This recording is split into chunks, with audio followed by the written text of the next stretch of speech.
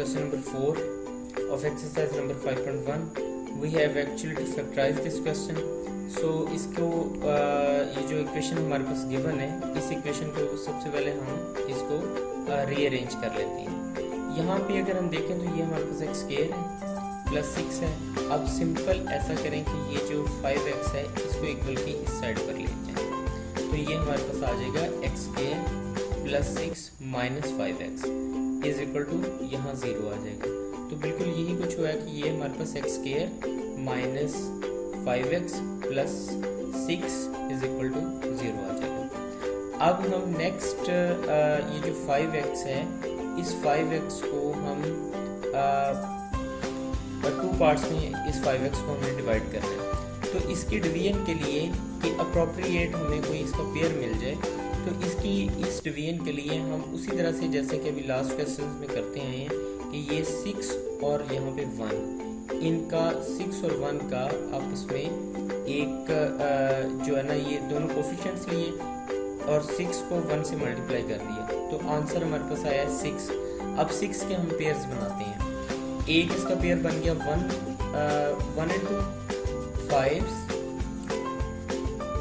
Sorry ये mistakenly यहाँ 5 लिखा गया था, ये 1 into 6 आ गया, और दूसरा इसका पेयर आएगा 2 into 3।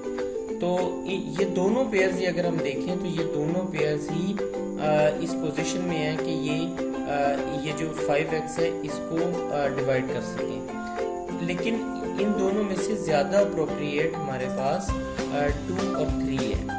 क्यों? क्योंकि अगर आप देखें तो ये बेसिकली यहाँ पे माइनस 5x है, तो माइनस 5x को यहाँ बनाने के लिए हमें माइनस 3x और माइनस 2x की ज़रूरत पड़ेगी, यानी दोनों माइनस में आ जाएंगे।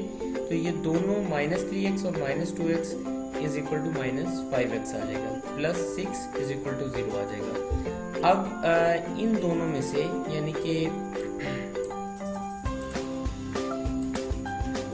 इन दोनों में से हम x को कॉमन ले लेते हैं। यहाँ से x बाहर आ गया तो ये x के बजाय x आ गया, यहाँ से 3x में से x निकल गया तो बाकी हमारे पास यहाँ पे 3 आ गया।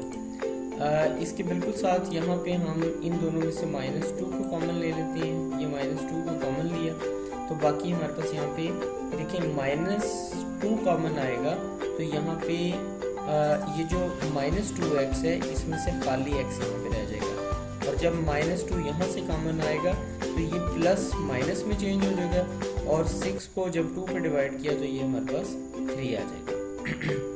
अब अगर आप इन दोनों में देखें तो आपको यहाँ पे x माइनस 3 यहाँ भी है और x माइनस 3 यहाँ भी है, तो इन दोनों में से हम x माइनस 3 को कॉमन ले लेते हैं। तो बाकी यहाँ पे हमारे पास खाली यहाँ पे बाकी जो है वो x रह जाएगा, और यहाँ पे हमारे पास माइनस 2 रह जाएगा।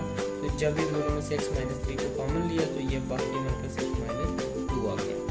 अब अगर हम देखें तो हमें ये अंदाज़ा हो रहा है कि यहाँ पे ये दोनों x माइनस 3 और x माइनस 2 0 के इक्वल है, तो हम इन्हें इंडिविजुअली 0 के इक्वल पुट कर लेते हैं। So x minus 3 is equal to 0 and x minus 2 is equal to 0। So x is equal to हमारे पास 3 आ जाएगा, और यहाँ पे x इज इक्वल टू हमारे पास 2 आ जाएगा, क्योंकि ये 3 इक्वल के साइड पर आएगा तो प्लस 3 आ जाएगा। बिल्कुल इसी तरह से माइनस 2 इक्वल के साइड पर आएगा तो प्लस 2 आ जाएगा, और इस तरह से इसका सोल्यूशन सेट 2 एंड 3 आ जाएगा। क्वेश्चन नंबर 4 कंप्लीट हो चुका है। अगर आपको इसमें कोई कन्फ्यूजन है तो आप हमसे कांटेक्ट करें। हमारा यूट्यूब चैनल अवेलेबल है, आप उसे सब्सक्राइब करें ताकि हमारी लेटेस्ट वीडियोस और अपडेट्स आपको मिलती रहें। थैंक्स फॉर वॉचिंग मैथी मैथ्स.com।